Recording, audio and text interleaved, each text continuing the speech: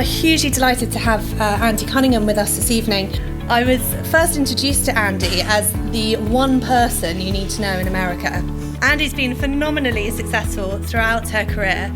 You'll probably all be familiar with her work alongside Steve Jobs, positioning Apple, consistently put up there as the #1 and most valuable brand by Forbes. She's launched various categories for a range of businesses, including IBM, Motorola, Kodak, and Hewlett-Packard.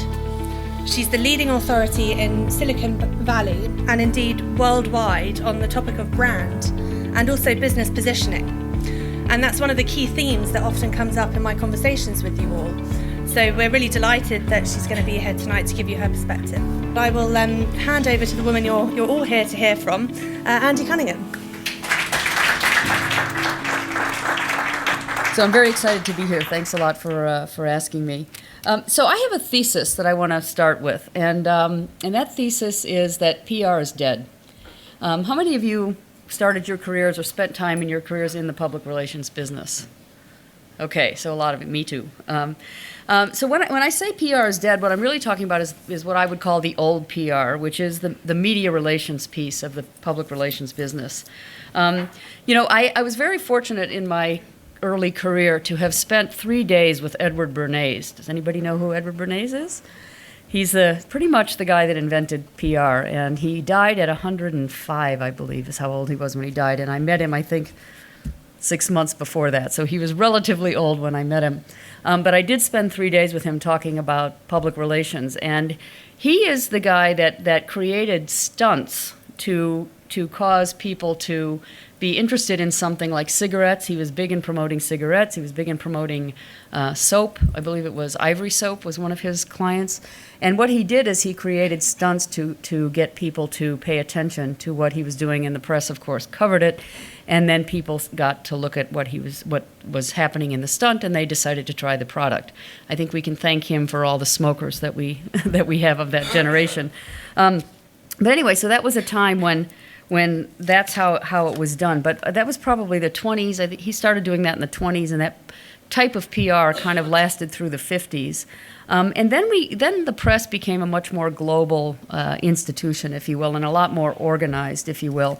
And right around the time that I got into PR in the late 70s and early 80s, it had become actually, thanks to Watergate, I think, a very well-organized, highly respected machine. Journalism was.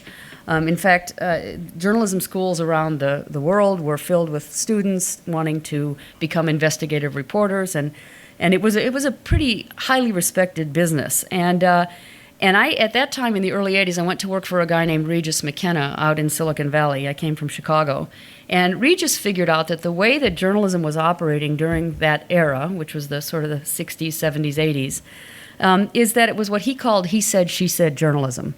And it was the type of journalism where if a company were to say something about itself, the journalists would not just take that, write it down and report on it. They would check sources for that, and they would check the layers of influencers around that company to make sure that that was actually a true statement. And there was a lot of real credibility and I think apple pie-ness, if you will, in the whole journalism structure.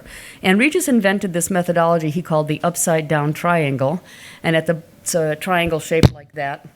At the bottom of the triangle was the company, in his mind, and at the top of the triangle was the larger public at hand. And he layered that triangle in many layers to illustrate the various influencers to the public at the other end of the triangle. So you start off with the company, and then you move up to all the different influencers. And those influencers were analysts, financial analysts, and industry analysts, which were just starting off at that time. Distributors of products, partners, and then, of course, the trade press at one level, and then the business press at the top level, and then the public at the level beyond that. And that's when I entered the field of public relations, and it was a great business because you were really in the business of educating people about products and services, and there was a real professional rapport between the PR people and the journalists. We provided them with a service, they provided us with a service, and it was this very happy, kind of very professional situation. But then the internet happened. And when the internet happened, all of that went away. The first signs of its demise, if you will, was the loss of fact-checking and the loss of having to have 3 sources for every story. And it just got worse over time. The internet, really disintermediated the press, if you will, by going direct to the people. And what happened during that time is journalism started to get very afraid. Newspapers started to fail and magazines started to fail. Desktop publishing was introduced and everyone was afraid that desktop publishing was going to ruin journalism forever.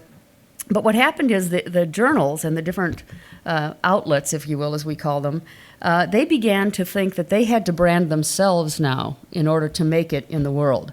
So that's when you started to see things like Fox News, and you started to see MSNBC and others of these outlets branding themselves in a certain way so that they could become attractive to their tribes. And we have our election to thank we have that to thank for our election this year. But anyway, so the whole entire industry kind of shifted, if you will. And what happened for us PR people is these journalists went to the back of the line of the influencers. They used to be at the front of the line. Now they're at the back of the line. So in other words, the media relations business that I grew up knowing and loving, where I spent my days educating and talking with journalists and building relationships and introducing them to ideas and companies, no longer mattered, because the stories showed up in the press before you ever had an opportunity to even get a legitimate journalist to actually cover it. But what this has done for us in the PR business now is it's left us with the ability to shape opinion and influence behavior directly with our customer sets. Okay, so that's a huge, huge shift. We're no longer going through the media anymore. Now we can go direct. And if you need any evidence that this is happening, there's sort of 3 points that I like to make. First of all, press conferences are televised for the public to watch. Why do we even call it a press conference? It's not for the press anymore. It's for the public. So if you have a big company, one of my big clients is BlackBerry, and we can talk about that later if you'd like. We televise, at least within our own communities, most of our press conferences. Second thing is profits in PR firms are diminishing weekly, almost weekly. And the third point is that companies have started building what I call, this is my name for it, corporate news bureaus within themselves in order to generate press coverage inside the company and utilize the various owned channels of distribution that they have to get that story out. So what we are really seeing is a huge shift in how you shape opinion and influence behavior. And that really is at the floor of it what PR is all about. It's about shaping opinion and influencing behavior. But that business is not dead. Just because the media relations business is dead doesn't mean that the business of shaping influencing behavior, sorry about that, is dead. It's not dead. There's what I call a new PR in town that is actually taking the place of what I would call the old, very respectful journalist PR person relationship kind of thing. And this new PR lives at the intersection of what I call positioning and content marketing. Now, we've all heard about positioning. There was a book written in the 70s by Jack Trout and Al Reese called Positioning. It's all about the art of figuring out how to position a company in a market. And we all know about content marketing because that's what everybody's talking about. You got to get the content out there. You've got to create a digital footprint, blah, blah, blah. But what's happening inside of companies is those two businesses are starting to overwhelm everything else. They're starting to rise to the top and become the most important businesses in the communication realm. But they don't get a lot of budget and they don't get a lot of attention. But today, using those two tools, we can use extremely particular and carefully crafted language to weave a narrative and create a media-saturated environment that surrounds and engulfs a particular customer set. And we can do that by commandeering the multitude channels of distribution that we have at our disposal, all without ever talking to a journalist. And if you do this really, really well, you never have to talk to a journalist. All you have to do is it just appears out there, and journalists, the thing that they still do that they've always done is identify trends and report on them. If you're good enough at doing what I just suggested about creating a narrative and distributing it through all of the channels, and it's a good narrative that's meaningful in the marketplace, journalists will simply pick up on that trend and report on it without you ever having to talk to them. So the business is quite a bit changed. So what I want to talk to you about in my presentation here is, and I'm writing a book about this. It should come out in about 8 months. I actually finally got a publisher to do a book for me, so I'm super excited. McGraw-Hill is going to do this book, and the book is called Get to Aha, and it's pretty much this title here, Positioning Your Company for Competitive Advantage. And as I said, the two pieces of the new PR that are out there are positioning and content marketing. But the reason I want to focus this presentation and my book on positioning is that if you don't get that narrative and those messages exactly right, and they don't resonate exactly with the audiences that you want them to, all the content marketing in the world will not make any difference. Because the idea behind great content marketing is taking those messages and injecting them like a virus into all of the content that you will be writing and distributing, and ensuring that your digital footprint is not just about the company or the product or the service, but now it's got those exact key messages in it every single time it shows up in a search, every single time a person thinks about that company. If you need any evidence that this is working, just take a look at the Donald Trump campaign. I'm not a Trump supporter. I don't like Trump, but I give him an A++ in messaging. He absolutely figured out how to nail the narrative. He nailed the distribution of it, and he nailed how to take that narrative and put it in a tweet, and yet also put it in a giant speech. So he was pretty good. So anyway, what I'm going to do here today is just go through with you what a process that I've come to about positioning. And I'll tell you my quick little story about how I came to this. About 15 years ago, I had a client in the software business who was an engineer and a finance guy. He had come over from a private equity firm to take over and turn around this software company that I was working with. Everybody else in the company was an engineer, and they had hired me to help them with their positioning and their story, right? A lot of people call this my story. I don't know what my story is. So we came in to help them with their story, and I realized after the first meeting that because of their engineering nature, they were not going to be satisfied with the typical thing that we all do when we do positioning, right? We're all clever people, and we're all good writers, and we all kind of know what's going on in the marketplace, and we go away, we hear the story from the client, we listen to a couple of customers, we go off into a room, we come up with a great positioning statement or a great tagline, and we bring it back and we say, ta-da, here it is. And usually, if we're good enough, it works really well for about 24 hours, maybe even 36 hours, maybe even a week. But beyond that, what happens is the companies don't understand where it came from, how to apply it, what does it mean in the finance department versus what does it mean in the marketing department versus what does it mean in the HR department, and the whole thing falls flat. And then the exercise starts all over again, and they hire someone else to come in and come up with that. And most of the people who do this kind of work, by the way, are not even PR people, they're brand people. They're people who started off their lives as graphic designers. And I don't know who came up with the idea that they could come up with a positioning for a company that would actually be effective in the marketplace, when really what they do is they create pictures, is beyond me. But somehow or other, they wound up with that business. And that's why it doesn't work, because it's not about pictures, it's about strategy. Positioning is a reflection of business strategy and how it fits in the world. So if you're going to do good content marketing, it has to start with really great positioning. So what I'm going to show you is kind of this process that I came up with for positioning. So the first premise of this process, of this idea, is that there are two things in the identity of a company. Those two things are positioning and branding. Okay, and it's not one thing, it's two things. Positioning is the rational, intellectual description of why a company exists in the world, what it is and why it matters. And branding is the emotional reflection of that. Okay, that's where the pictures come into play. Also tone of voice, choice of language, colors, those sorts of things. Okay, so positioning is the most important piece. Now, positioning is part of a larger thing that I call a message architecture. Message architectures can have many pieces to them. Primarily, they have these pieces. They usually have a vision statement, a mission statement, a value proposition, the actual positioning statement, which is a factually oriented sentence about what that company does and why it matters. There are a set of key messages that go along with that in the message architecture. And then I like to add the brand stuff. What is the brand driver? This is the emotional stuff. What is the brand driver? What is the personality of the company?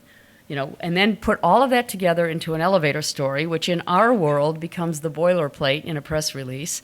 And then out of that, magically, often comes a tagline. And it sometimes just pops out of the process almost on its own. So that's what I call, and then you knit it together with connective tissue and create what I call a narrative, and that's the story that you tell people about your company. So that's what we do. That's what my company does for our clients. Okay, so the concept of a position, and if you read Trout and Reese back in the 70s, you know that the idea behind positioning is to find that white space in the market where what your company does fits really well around what other companies do, but there's a white space for you to fit in and own your own space, right? It's owning space in the market and then owning market share, hopefully, and then owning space in the head of the customer. So that is what we're trying to do in the positioning exercise. I find that there are actually 6 things, and I'm going to put them all up here and just talk about this slide for a couple of seconds. There's 6 things you have to do in order to get to this positioning statement, okay? And I'm going to actually start with the one on the far right, the core. What is the DNA? And that's the methodology that I developed. The point here is if you understand the DNA of the company, you can better express what their positioning is. And the only reason to do that is that it's all about authenticity. If you try to think of yourself as a human. If I tried to express myself as a 6-foot-tall ballerina, it would fall flat in the market because that ain't who I am, right? I could do other things maybe athletically, but that is not who I am. And it doesn't do any good to try to express myself that way because it loses its authenticity and doesn't stick in the market. The same is true with companies. So that's the thing I'm going to spend the most time on here today, is showing you that process. Because the other category, competition, context, community, those are all things we all do every day, and there's nothing magical about what we do to do that. So I'm just going to go over that pretty quickly. So if you're going to do a positioning exercise, once you understand what your DNA is, and I'll get to that in a minute, you got to understand what is the category that you are launching this product into. Now, I work in the tech industry, and categories are developed hourly in the tech industry. So what you need to understand is, are you building a new category? Are you creating a subcategory? Or are you adding to an existing category? That decision in and of itself is a huge one, and you need to make it early on. Second C that you have to cover is the competition.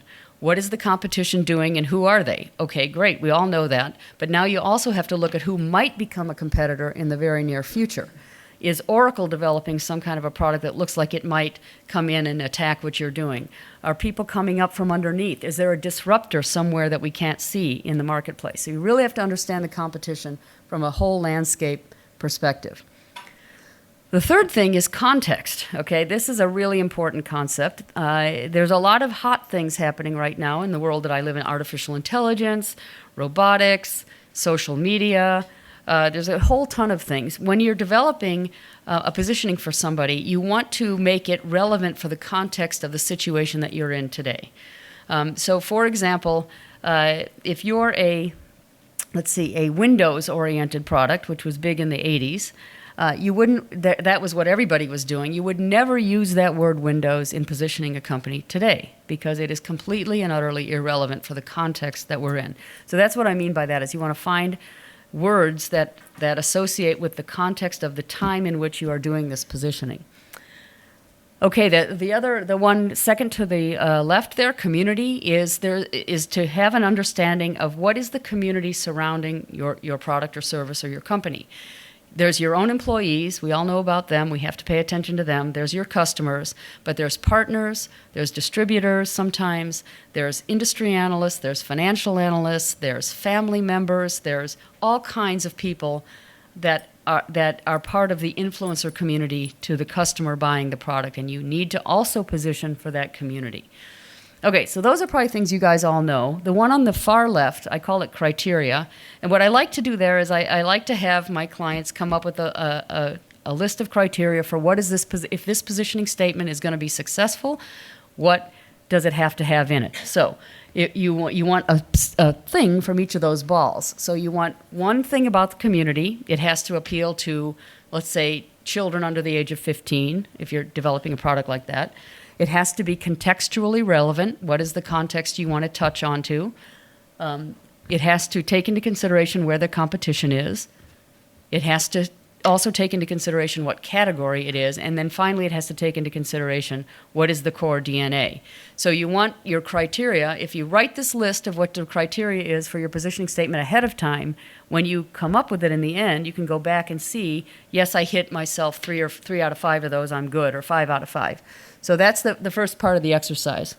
So I call this the DNA model, and I'll be relatively quick about this, but this is kind of the crux of the whole methodology. I feel like there are 3 kinds of companies in the world. There are product-oriented companies, there are customer-oriented companies, and there are concept-oriented companies.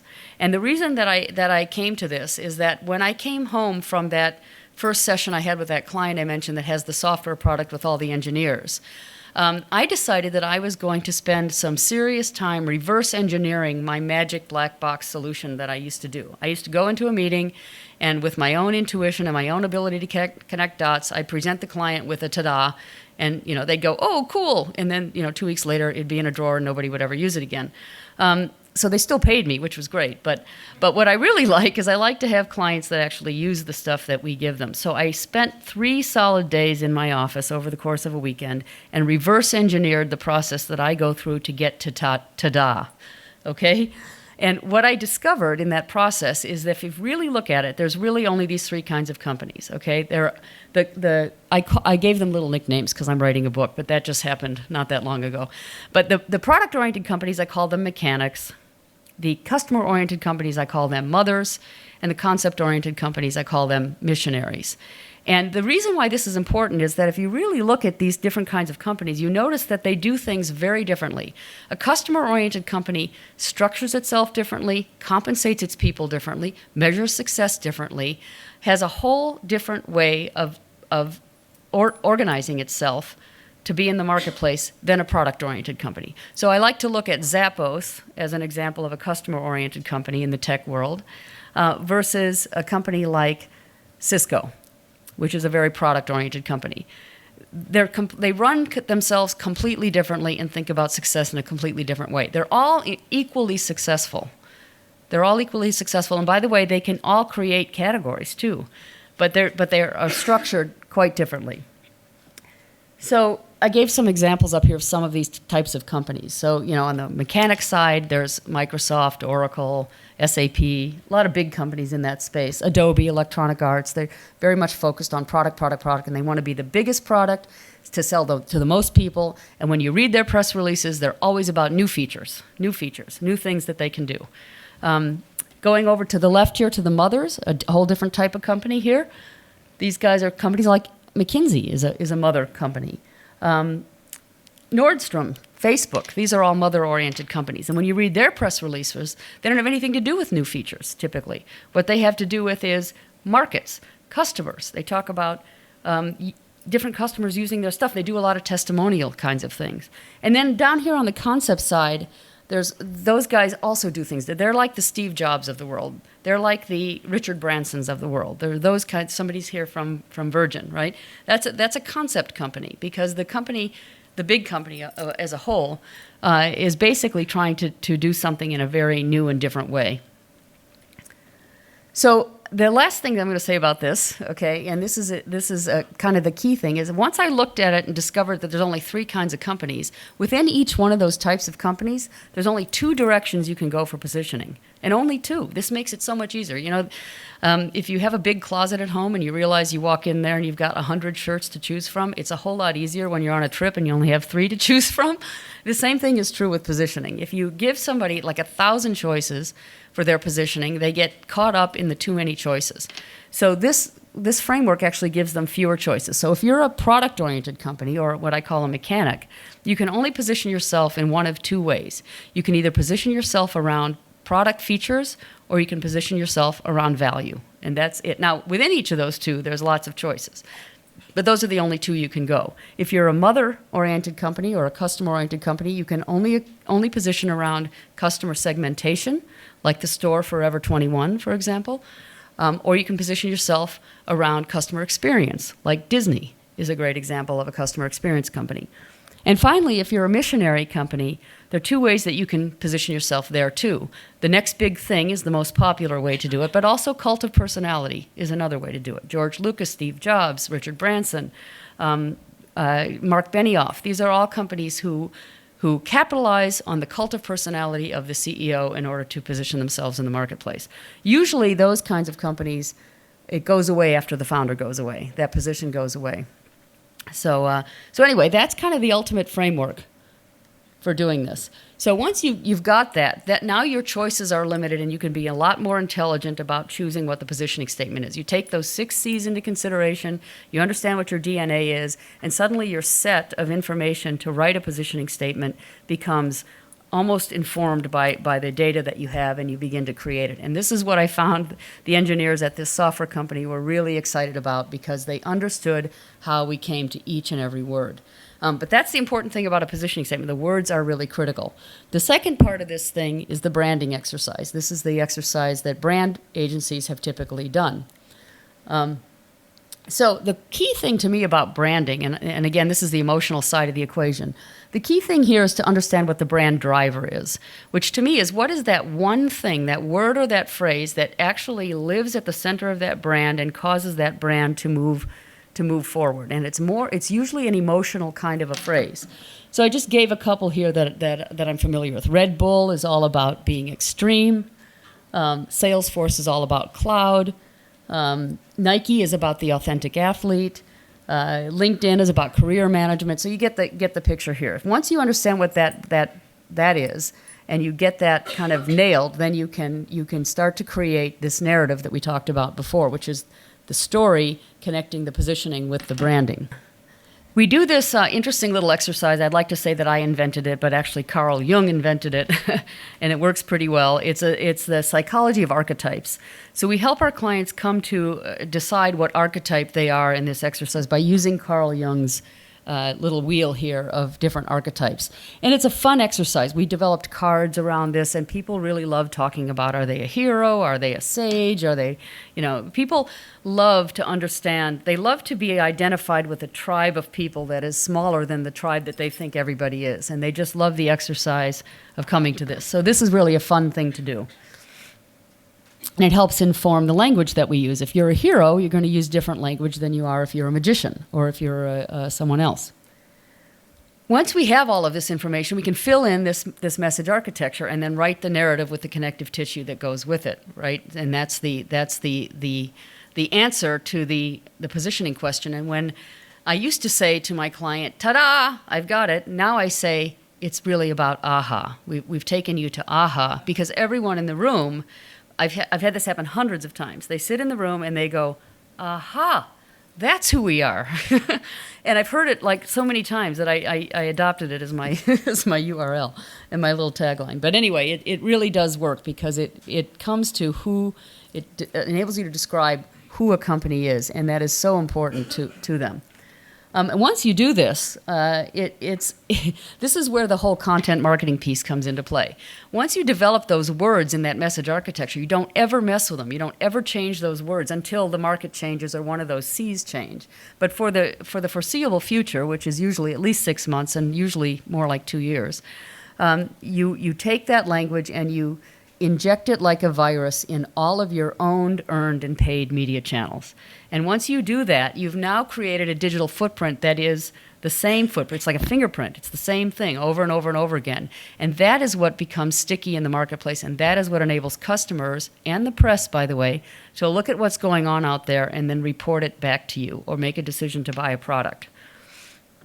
So that, of course, is the top of the sales funnel, and that's what our job is. It's to put customers into the top of the sales funnel. And once you do that, then you help the sales guys with their messaging, because it needs to be very much connected to the messaging that we just created.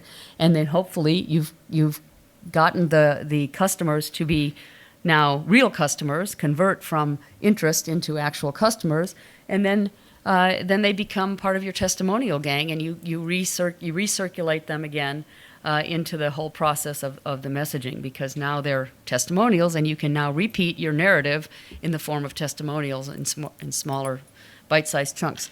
So that is, and of course, it ends with up and to the right, because that's where we're all trying to go with making money, and that's how you can work really well with salespeople if you help them do this. So anyway, that is really what I just wanted to tell you about, is share that positioning thing and answer any questions, talk about Steve Jobs, whatever you want to do.